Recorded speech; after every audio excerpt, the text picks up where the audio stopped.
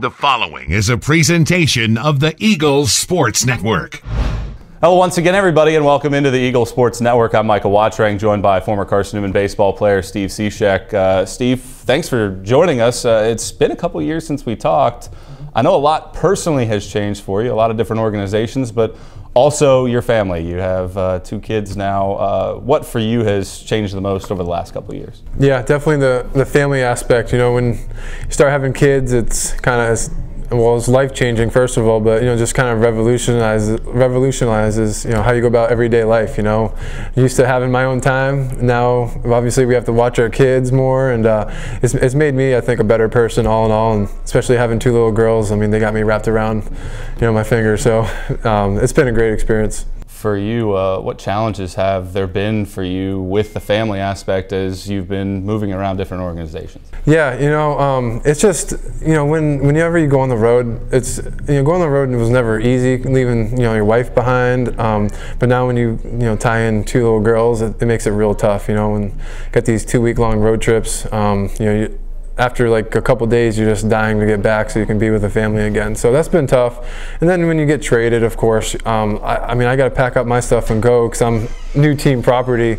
So that leaves it up to my wife to pack up the entire house and our 2 girls. And in this case, last year from Seattle to Tampa, all the weight was on her shoulders. So she's a strong woman, and that makes it difficult, but ended up working out really well for us in the end. A lot of those changes have kept you from coming back here at least more frequently, but you are back here. Yep. It's been 10 years since you played for Carson-Newman.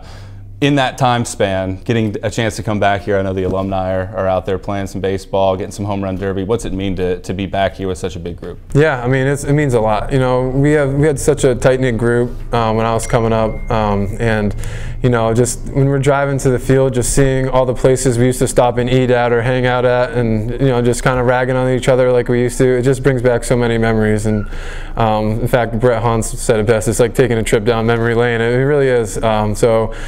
And a lot of the guys, we haven't seen in years. So once we see each other, it's like we hung out like a week ago. The time has flown by so fast, but it just means so much just to be able to catch up, see everyone's families now, and actually watch them play baseball again. I know that you don't necessarily get to see them all the time, but I know that a lot of times throughout the year, some guys will come and visit you. What's it mean to share your big league experience with some of your former players and coaches? It's something I've always dreamed of doing. Well, ever since I played wiffle ball in the backyard, we always dreamed of playing on these fields, playing in the big leagues. But once you get older, you don't think it's going to happen. So to be able to, say it happened, and to be able to serve others in terms of getting them on the field and letting them enjoy the experience as well, it means the world to me.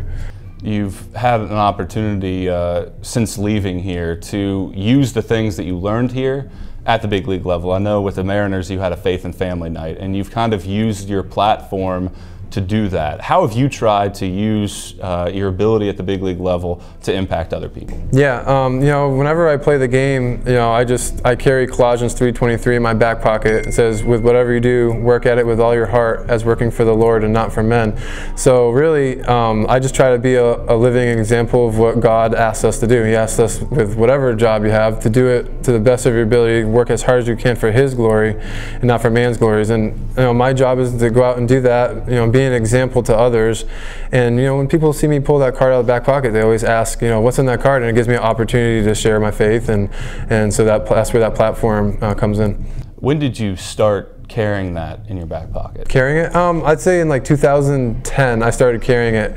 The verse just hit me. I know it's a very common verse, but I was a newish believer. I don't even know if I was a believer back then, but I started carrying it with me, and it really started feeling the weight of it, as the years went on, just what it actually means to work as hard as you can, because we play 162 games. It gets tiring, so there's days that mentally you start getting lazy, but if you think about it, at the end of the day, whenever we have to meet God, He's going to ask us, what did we do with what I've given you? And I want to say that I gave everything I had for His glory, and I pushed myself on, for His glory, because He commanded us in the Scriptures.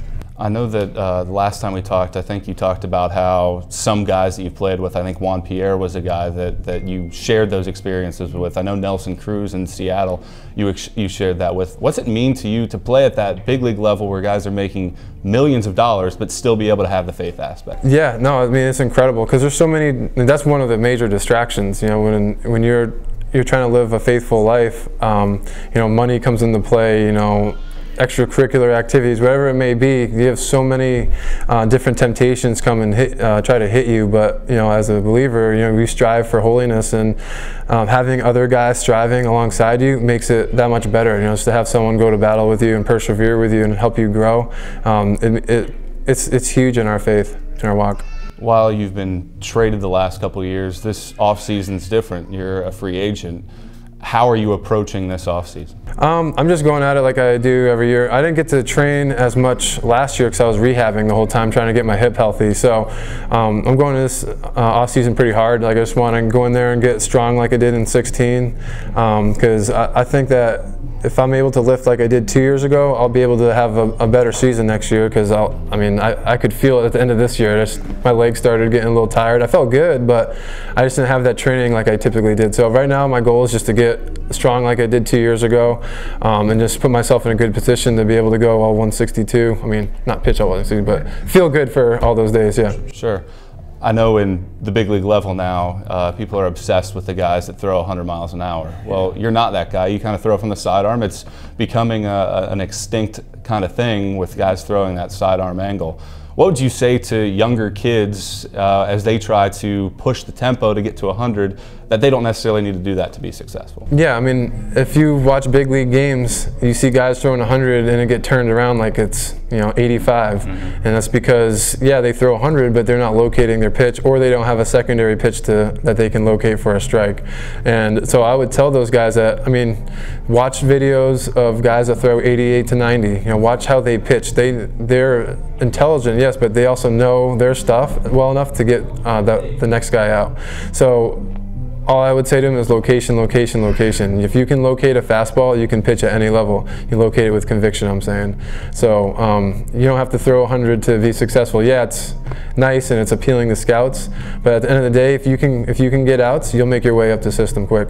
So I went through some of your games. You've had one major league at bat. Do you remember that? I do, yep. I reviewed it this year, actually, just for fun. Did you?